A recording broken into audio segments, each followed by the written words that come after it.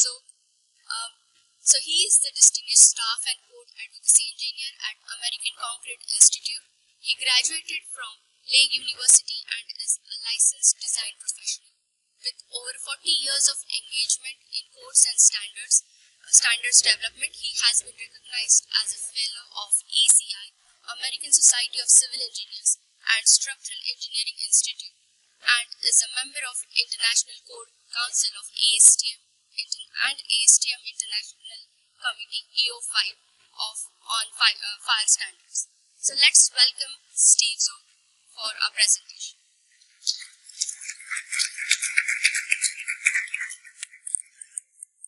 Good morning, everybody. So these are the learning objectives for this session, and I'm really going to start with some basic information on why criteria are in the building code and what type of criteria the building code is willing to accept. I am basing this on the model code used in various parts of the world as the International Building Code, because I had to pick one or the I couldn't do a comparison of everything throughout the whole presentation. It would get way too cumbersome and complicated.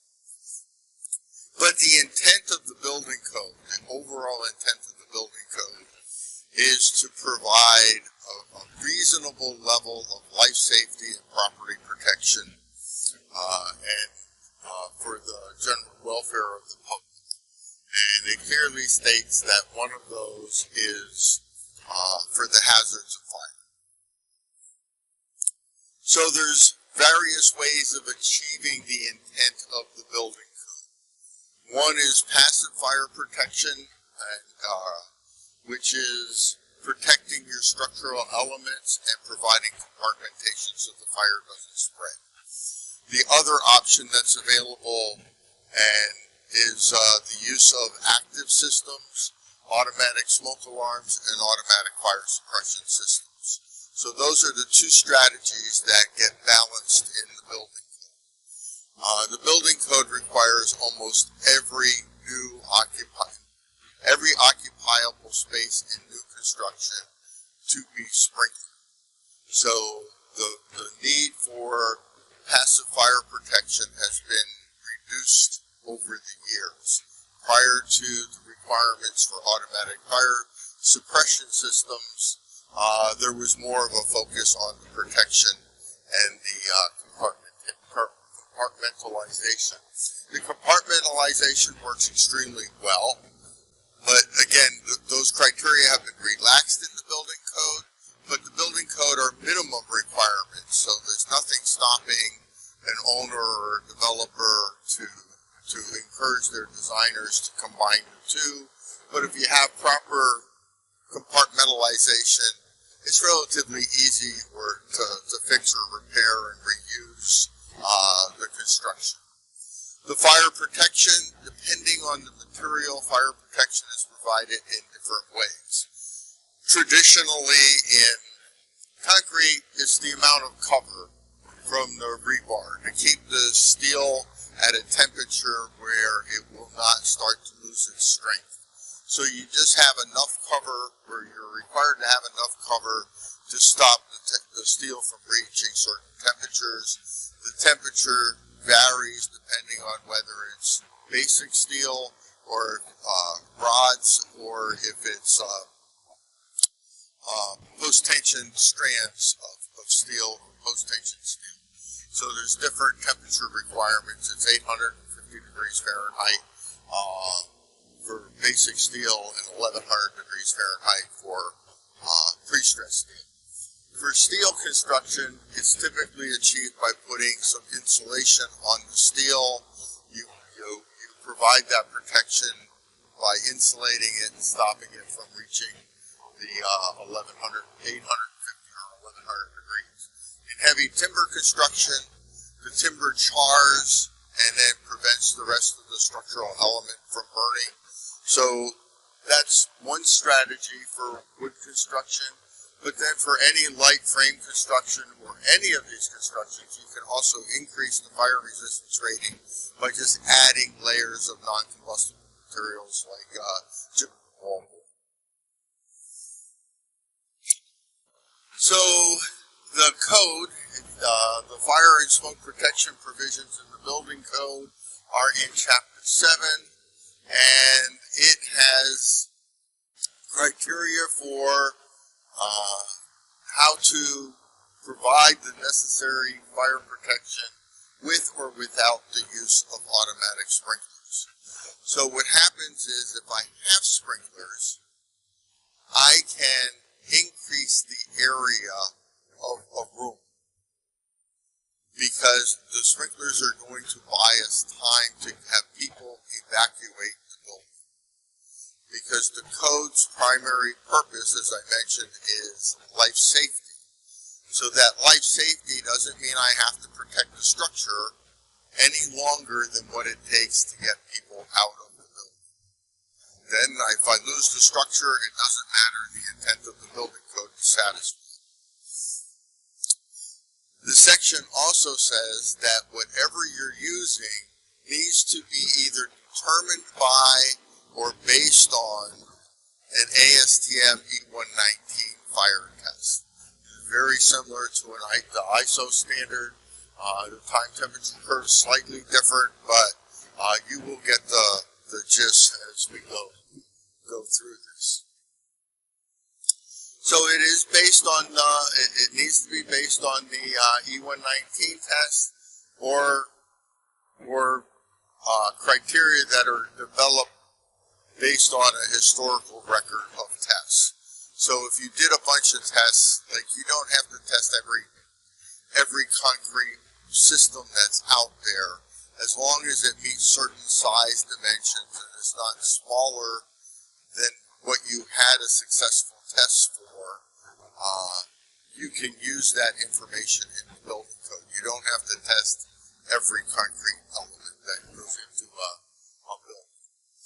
So ACI has a standard that is referenced in the IBC.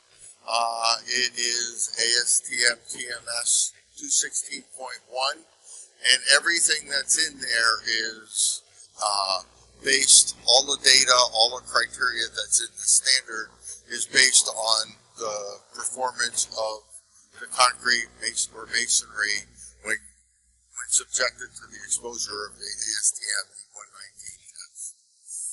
So it's a pretty severe test. This is the temperature curve over time.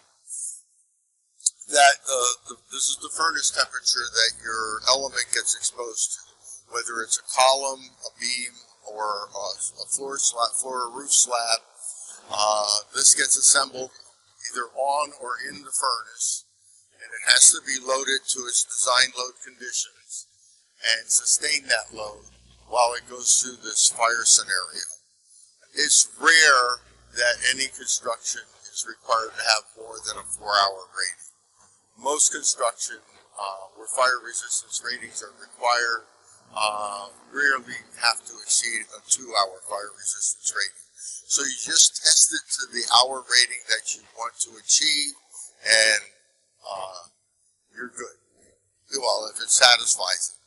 Now, the reason for this, I call it an umbrella curve. This is the ASTM E119 test.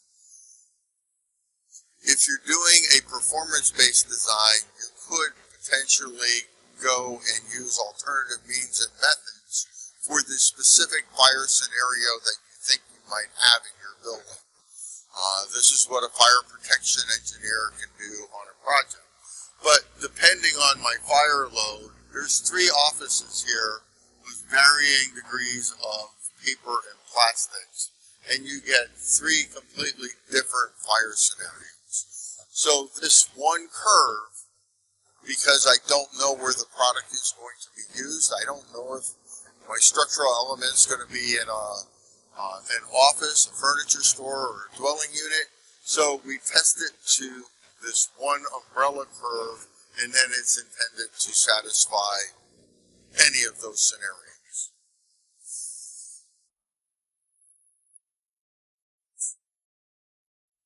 So, and again, as I mentioned, most of this is the 1 to 2 hour rating for most systems in the building code now, and that is a result of requiring the fire suppression, automatic fire suppression system. So, in the ASTM E119 test, what needs to happen? Well, if I'm testing a wall, the wall needs to be at least 100 square feet, and at least 9, and with the least dimension being 9 feet. There can't be any passage of smoke or flame or gases hot enough to ignite cotton waste getting through the wall system during the test. The unexposed temperature, the surface of the unexposed temperature, surface of the wall that is not exposed to the fire cannot exceed 150 degrees above whatever the ambient temperature was in the laboratory. And then when you get done with all of that, it has to survive a host stream test, and the host stream cannot penetrate through the wall system. And if your wall system is intended to be load-bearing, it has to sustain the maximum allowable load as designed using, in our case, it would be 318 to determine what load needs to go on, that wall is capable of handling. It has to sustain that load throughout the entire test. So then this is the host stream test. It's a separate ASTM document. It's ASTM E119. And it even tells you the pattern that you have to use to spray the water onto the wall, the temperature of the water, the pressure of the water, and that is all dependent on the hour rating that you're trying to achieve.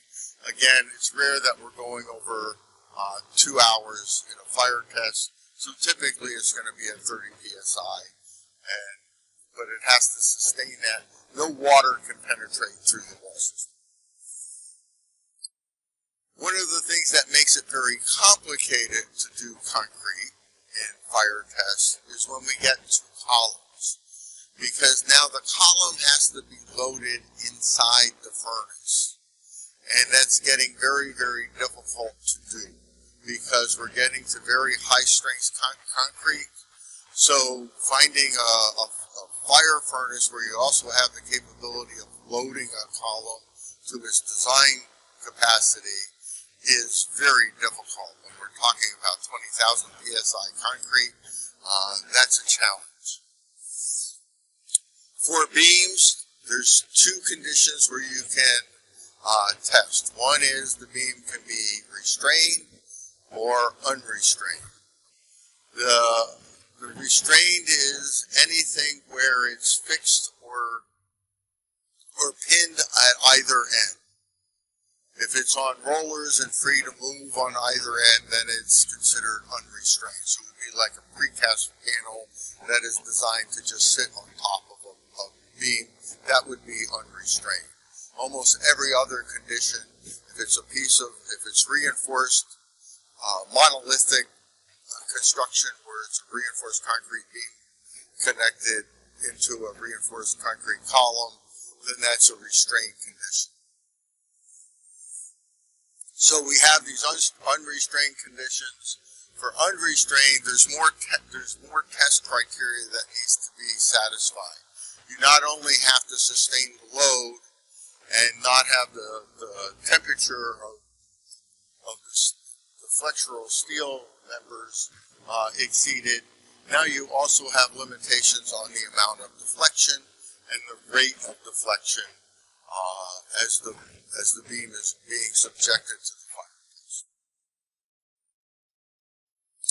For floors and roofs that are restrained, again, the sample panel has to be at least 180 square feet, has to support the sustained load.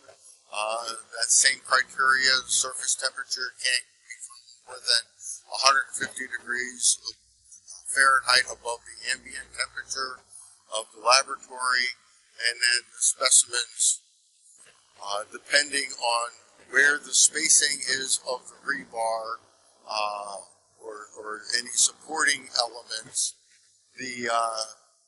There's limitations on the maximum temperature that can be achieved or that can be reached with the steel reinforcement. The code has been silent on GFRP because it wasn't around. So that's something that needs to be worked on. So almost everything you're going to see here is going to be based on concrete reinforced with either pre-stressing steel or conventional tension steel. And then as we go through this, if it's unrestrained, again, the conditions are slightly different in that now there's criteria for the maximum amount of and rate of deflection. So anything where the beam is fastened to the columns, that is considered restrained. So any floor system that's cast into the beams monolithically becomes a restrained system. So the interior and exterior spans of precast construction, if it's not cast in place with or if it's not cast in or set into the supporting members, then or otherwise connected to those supporting members, is not considered cast in place. The code does allow you to consider it restrained if you put a top coat onto it that binds it to the beams and columns. So now we have to look at what's going on with glass fiber reinforced polymer reinforcement. And there is a method of test that is out there, and midpoint temperature is not intended to exceed 100 degrees Fahrenheit. This is just for the material to be acceptable as a piece of rebar. It doesn't have anything to do with it performing an environment test. That's basically for the glass transition temperature of the GFRP. So there is an ASTM test for this, and the specification is D7957. The test method is D1356. So what happens to the glass fiber as it reaches these temperatures? The polymer starts to release. The fibers then are no longer bonded together. They lose the overall strength is lost in the member for resisting deflections. So we look at what is happening in the building code. When we were able to get glass fiber reinforced into the building code, two things happened. One was we had to limit it to seismic design category A. We're hoping to revisit that and next cycle and expand this to include the non-seismic lateral force resisting systems in seismic design categories B and C. But we also put a restriction in there that says you can't use it wherever the fire resistance rating is required. It's like, well, what's the point? There is something. So this shows you where seismic design category A is, all this white stuff. So in the United States, this is where you would be able to use it without having any special analysis or have to go through alternative means and methods to convince the code official it would be okay. So this is where the code gets fairly confusing in its description of types of construction. Depending on the type of construction in the building code is based on its fire performance. So these are the different types of construction. There's actually a type 4, but that's massed timber, so I didn't put it on the table. But type 1 is basically non-combustible construction. Almost everything is a 2-hour rating or more, and that means that I can build the building as tall or as big as I want. I don't have any restrictions on the size of the building because it's considered non-combustible construction. Type 2 construction does not have the same fire resistant rating requirements. So depending on the sprinkler system that I'm using, that will determine the heights and area of the building. Type 3 construction has fire rated exterior walls to stop fire spread from going outside the building. And then type 5 is basically has very little criteria for fire performance. So it's these different types of construction, but there's a lot of places where we can use GFRP because there's no fire resistance rating required. So type 5B construction, I can use GFRP if that's what my building is going to get rated as. So how do you determine the type of construction that's required for the building? The building code describes all these different occupancy and use groups. So the building gets classified. So it could be a business, could be residential, could be mercantile. So each of these has a general amount of fire safety that is required that's different from another type of occupancy. The ability to get out of the building. So when I'm looking at institutional, the fire resistance ratings for hospital are far higher than the fire resistance ratings for a normal apartment or condominium. And that's because it takes more time to get the people out of the building, so you need a higher level of fire protection in them. So this is all taken into account when they're developing these things. And if you really want to have boring afternoon, you should watch the debate of this stuff before at the ICO hearing. Another factor that comes into play is you don't want the fire to jump from one building to the next, so there's requirements for the fire resistance rating of exterior walls based on the distance to your lot line. So the fire separation distance here is the distance to the lot line. It's not the distance between buildings. So you pretty much have to double this to see where you need to be with respect to another building. You would have to be at least 10 feet away because it's 5 feet to the property line, and then the next building has to be 5 feet from that property line. So, but when you have it less than 5 feet, then you really need to have some fire protection in your exterior walls. But most buildings are built where the distance to the lot line is at least 10 feet. So again, you won't have many restrictions if you want to use a GFRP reinforced exterior. So we're looking at two types of construction where it's most advantageous to use the GFRP. So that's the type 2B and 5B construction. So I just looked at 6 of the classifications to keep it relatively simple.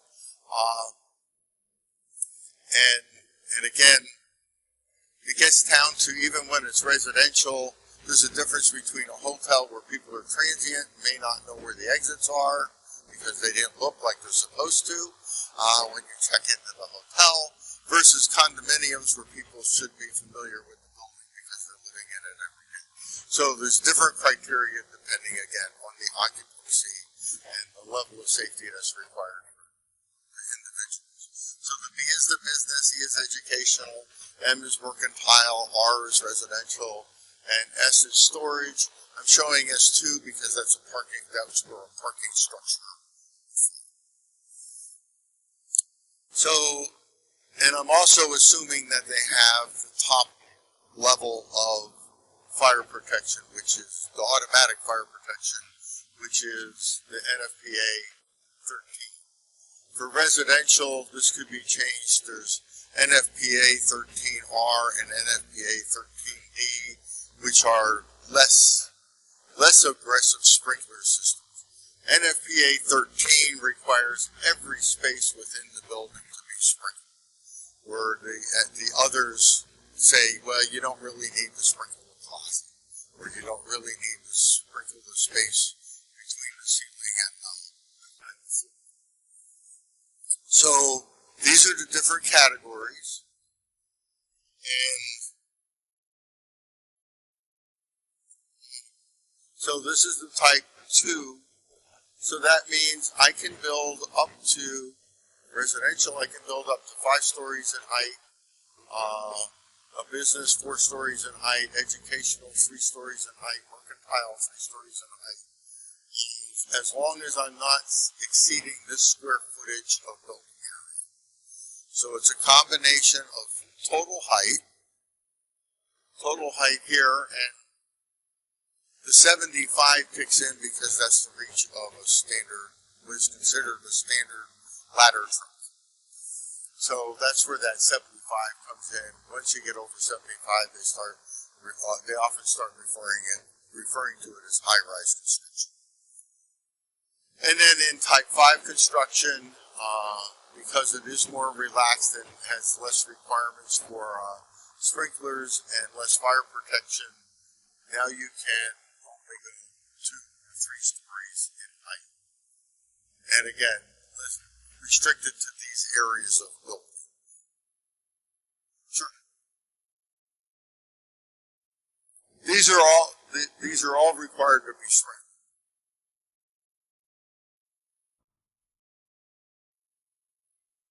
This is a floor. Yeah. Yes. So what can we build? We can build a lot of things without a fire resistance rating.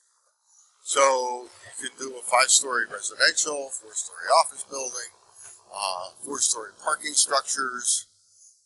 These are pretty common constructions out there. So it's not just because it doesn't require, it's not allowed to be used where fire resistance rating is required, and it doesn't restrict it from being used in a lot of places. Yes?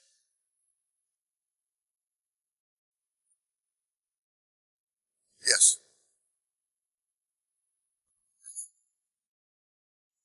There's also provisions in there if you don't sprinkle it, but then your square footage and your height changes. So not all parking structures have to be sprinkled. But most are, because they want the height and area. But you can also have alternative means and methods. So regardless of what the building code says, if you do appropriate engineering and you take it to the building code department and present it to them, it's up to that individual building official to say yay or nay to approve your proposed design. So that's always an option. The code is not intended to restrict innovation or the use of materials that are not specifically addressed in or the way they're addressed in. But that tends to be a more complex process, and in many jurisdictions, the building code official might not feel comfortable approving things that they don't have the expertise in. Because when you're going and talking to the building code official, especially if it's a small jurisdiction, it's not just the structural, it's not just the fire, it's the plumbing, sewer, fresh water, energy conservation. They have to have a bit of knowledge about everything about the overall. So one of the ways to assist getting that approval from the building code official is the International Code Council has a group called the Evaluation Service, and they actually have a procedure for getting approval for glass fiber reinforced polymer, reinforced concrete used in buildings. So if you're you're hiring an engineer to demonstrate compliance with AC 454, the building code official is going to have more confidence that it's going to satisfy the intent of the code, and there's a better chance of getting it. So what we were initially thinking is that with GFRP, we might have to do something where we provide some degree of fire protection to keep the GFRP cool enough that it will support the load.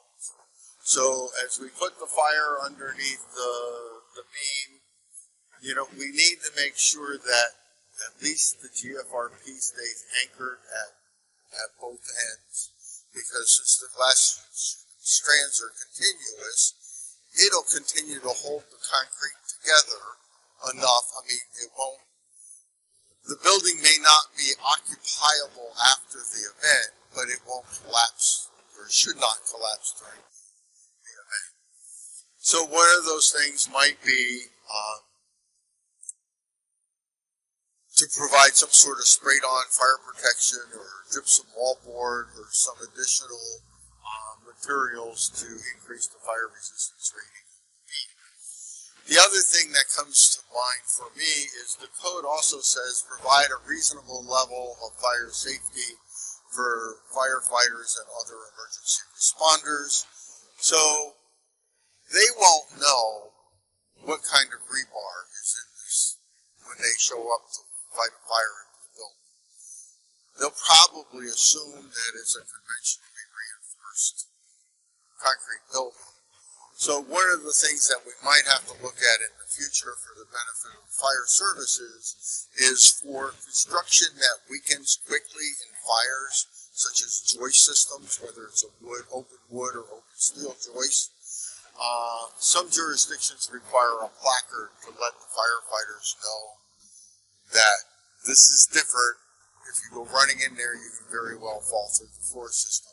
So it might be something for the future to consider, to say, well, maybe we should be looking after our emergency responders. Maybe if it's reinforced with GFRP, maybe it gets added to that plaque. So just some food for thought. So now there's fire research going on. There's been a lot of small-scale testing that has been done, and it has demonstrated decent performance for concrete elements constructed with GFRP. This is research that was just completed last month in Saudi Arabia, and this was the beam that was designed. ACI Gold is sitting in here, assisted with coming up with the design criteria, and worked very closely with them to get these beams tested. And the beam performed very well. I like Dr. Farid Abed at the American University of Sharjah, his student, graduate student, Salam Khalif, and consultant, Laval University in Canada, and the testing was done at the Thompson Bell Wright Laboratory. But they did test the beam in the fire, and they got amazing results. We were really surprised with the results they got. It lasted 3 hours. We were completely taken back. We were all prepared to we were prepared to do other beam tests, and we were thinking, we already lined up, well, this is the sprayed-on fire protection that we're going to use for the next method. But this first test result was very good. It deflected, when they first put the applied load on before they started the furnace, deflected about 1.75 inches, and then during the fire test it deflected another inch. Now, what we're concerned about though is that the rebar, this distance here was 16 inches. That's not typical of what we're going to find in the field. You're not going to have 16 inches going into a beam. Probably going to be more like 8 inches that you can count because the fire could be on both sides of the column. So you'd only be able to look at about 8 inches of that. So we're a little concerned that what happened was it stayed bonded at the end because the GFRP stayed cool enough 16 inches away from the furnace wall, and that's what gave us the. Maybe we just have to rethink how we configure designs if you're using GFRP. Maybe you don't design it the same. Maybe your elements don't have the same configuration as you do for a steel reinforcement column. So maybe it's something that can be addressed with configuration. But the other thing that we're going to do is the next test that is conducted there, it will only extend 8 inches, and that'll be more representative of current construction. So if we continue to get these results, maybe a future code change will be you can use it wherever the fire resistance rating is 3 hours or less, and we'll work with the code on that, but we're not there yet. We need a lot more testing. We don't have any tests, full-scale E119 tests on floor or roof slabs, so we're still missing a lot of testing. A lot of testing still needs to be done. But hopefully going forward we can see some really good results in these GFRP test methods.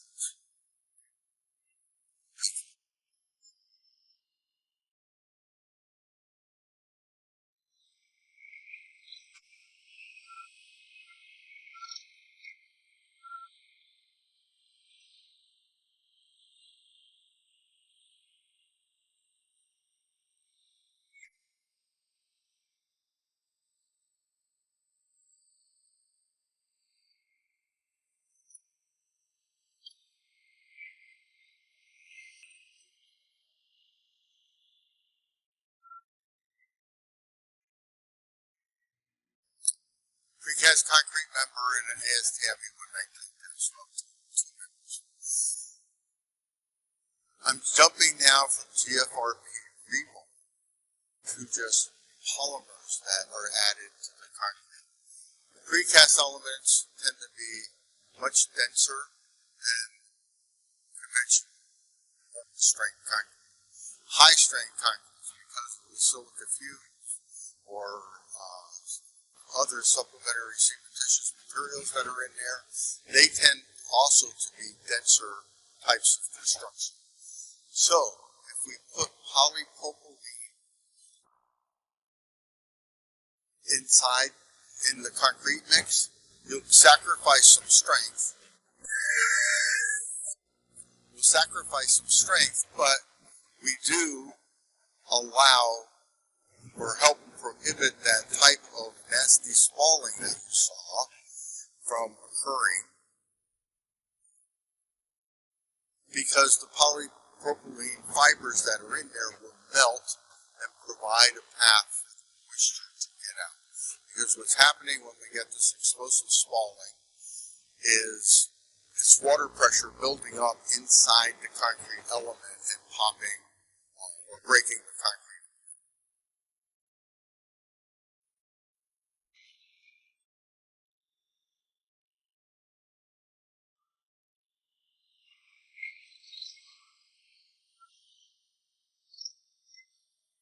There we go. So Venkatesh Kadur is here. He did this work with high-strength concrete columns when he was working for the labs up in Canada and at the National Research Center of Canada, and all that pressure from the trapped water, polypropylene fibers, non-metallic fibers in the concrete might be a way to improve fire performance of these elements. Right now, because of those fire tests that were done, high-strength column has to have at least 2 inches of cover, according to ASTM E119, based on the results of those fire tests. So I talked about the commercial building side. Again, no fire resistance rating is required for 1 and 2 family construction, if that's a place where we want to use GFRP, unless we have a small lot line distance or the fire separation is small. So unless if the fire resistance or if the fire separation distance is at least 5 feet, which is typical in most communities, all you need is a 0 rating, so we can use it for 1 and 2 family dwelling. But in order to get the criteria into the building code, residential building code, it's a prescriptive code. It's a pre-engineered code of design tables. So we need this design table data. This is something that ACI is working on now, and we're hoping to put a code change proposal in for the 2027 high code. So that's where we're at, and thank you very much.